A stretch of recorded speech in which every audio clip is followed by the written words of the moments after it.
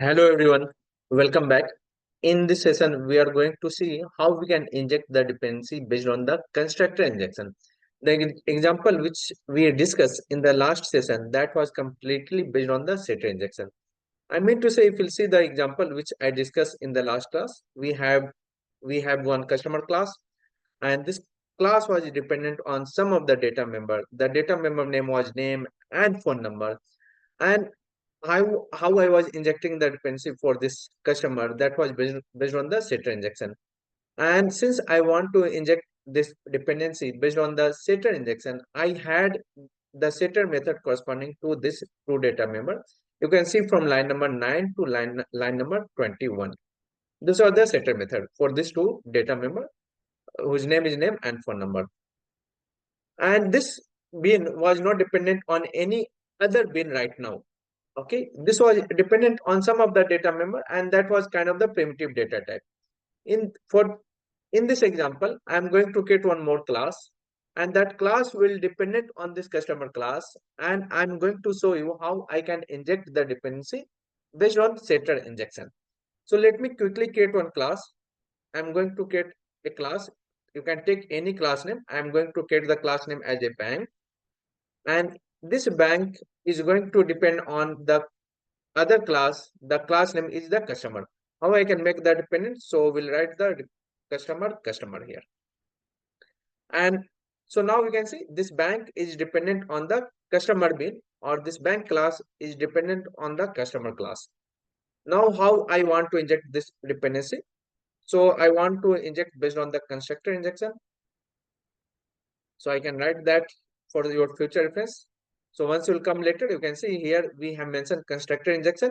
While looking into this example, you will understand this example is for the constructor injection, or I want to inject the dependency based on the constructor injection.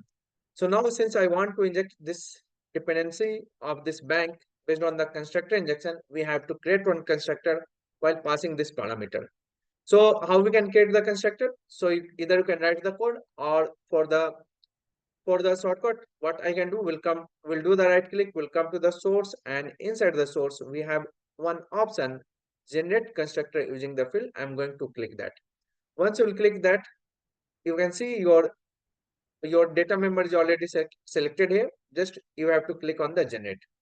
Once you will click on the generate, you can see one constructor has created. Here, I am going to remove this super.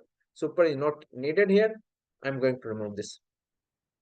And just know that when this constructor is getting called, or once when this constructor will call, I'm going to print one message. I'm just going to print one message so that we'll get to know when the object is getting created or when this constructor is getting called. So the message I'm passing here simple, that is a bank constructor, I can say. Now what I'm going to do inside this class, I'm going to create one more method. So let me create the method as well. The return type for the method I'm writing as a void. The method name can be anything. I'm writing bank info. And inside this bank info, I'm just going to print some message. So the first message I can say bank info method get call. I just want to know this when this is also getting called. So I can say that bank info. So bank info method get called. Method called. After this, if this customer is getting initialized, then we'll get some hash code value. If not, we'll get the null value. Let me print this as well so that we'll get to know this customer is also getting initialized or not. If not, where will be the problem? We'll see that in future. So customer object, and just I'm going to print the value. So I can write customer as well. Now what else I can do here? So we know that this customer has one method. The method name is nothing but customer info. So I want to print the customer information as well from the bank class or from the bank main. So I'm going to do that as well. How I can do that? So I have the reference of the customer class, and on that I'm going to call the customer info. That's it. So now this class is ready. Okay, this one bin is ready. We have to write the bin definition for this class, and we have to register this class with the container. So you know where I can write the bin definition and how to write the bin definition.